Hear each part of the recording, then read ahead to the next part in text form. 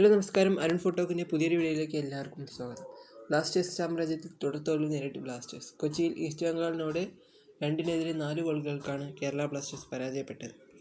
മത്സരത്തിൻ്റെ ആദ്യ പകുതിയിലെ 23-ാം മിനിറ്റിൽ തന്നെ രാഹുലിൻ്റെ ഭാഗത്തു നിന്നും ഗോൾ കീപ്പർ ഗില്ലിനെ കബളിപ്പിച്ചുകൊണ്ട് ഫെദോർ സിർനിച്ച് ഒരു സിമ്പിൾ ഗോൾ നേടി. പിന്നീട് ആദ്യ പകുതിയുടെ അവസാനം വരെ കേരള ബ്ലാസ്റ്റേഴ്സ് പിടിച്ചു നിന്നെങ്കിലും 45-ാം മിനിറ്റിൽ മഹേഷ് സിംഗിനെ ഫൗൾ ചെയ്തതിന് പേരിൽ ജിക്സൺ സിംഗിനെ റെഡ് കാർഡ് കിട്ടി പുറത്തു പോകുന്നു.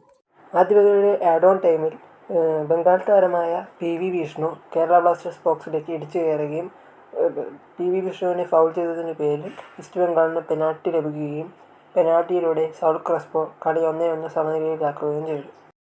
ആദ്യ പകുതിയിൽ മെച്ചപ്പെട്ട പ്രകടനം കാഴ്ചവെച്ച ബ്ലാസ്റ്റേഴ്സ് രണ്ടാം പകുതിയിൽ തിരിച്ചു വരുമെന്ന് ആരാധകർ പ്രതീക്ഷിച്ചിരുന്നെങ്കിലും 71-ാം മിനിറ്റിൽ ഡിഫൻസീവ് മിസ്റ്റേക്ക് മുതലെടുത്ത് ബംഗാൾ ബ്ലാസ്റ്റേഴ്സിൻ്റെ വല വീണ്ടും ഉയർത്തുന്നു.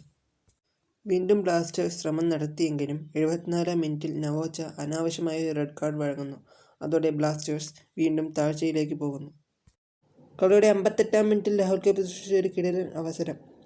ബംഗാൾ ബോക്സിൽ നിന്നുണ്ടായിരുന്ന സാക്കായിലേക്ക് ഒരു കിടിലൻ പാസ്. സാക്കായി അത് കണക്ട് ചെയ്തെങ്കിലും ക്രോസ് ബാർ അവിടെ ബംഗാളിനെ രക്ഷിക്കുന്നു. ആ ഗോൾ നേടിയെങ്കിൽ കളിയാകെ മാറിയേനെ. പിന്നീട് ബംഗാളിൻ്റെ മഹേഷ് സിംഗ് 82-ാം മിനിറ്റിലും 87-ാം മിനിറ്റിലും ബ്ലാസ്റ്റേഴ്സിൻ്റെ വല കുലുക്കുന്നു. കൂടാതെ 84-ാം മിനിറ്റിൽ ബംഗാൾ ഡിഫൻഡർ ഹിജാസി മെഹറിൻ്റെ ഓൺ ഗോളിൽ കളി 4-2 ബംഗാൾ ജയിക്കുന്നു. 42-ാം മിനിറ്റിൽ ജിക്സന് കിട്ടിയ റെഡ് കാർഡ് ആണോ എന്ന് ഇപ്പോഴും സംശയമാണ്. ജിക്സൺ അത് ചെയ്തത് ഡെലിബറേറ്റ്ലി അല്ല, റഫറിയുടെ തീരുമാനം റെഡ് കാർഡ് എന്നാണ്.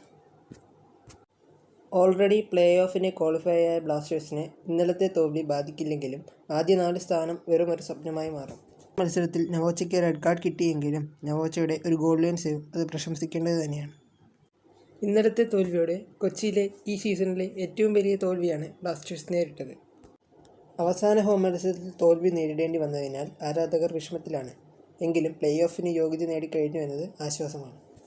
അടുത്ത മത്സരം നോർത്ത് ഈസ്റ്റിനെതിരെ ഗുവാഹട്ടിയിലാണ്. അത് വിജയിക്കട്ടെ എന്ന് ആശംസിക്കുന്നു.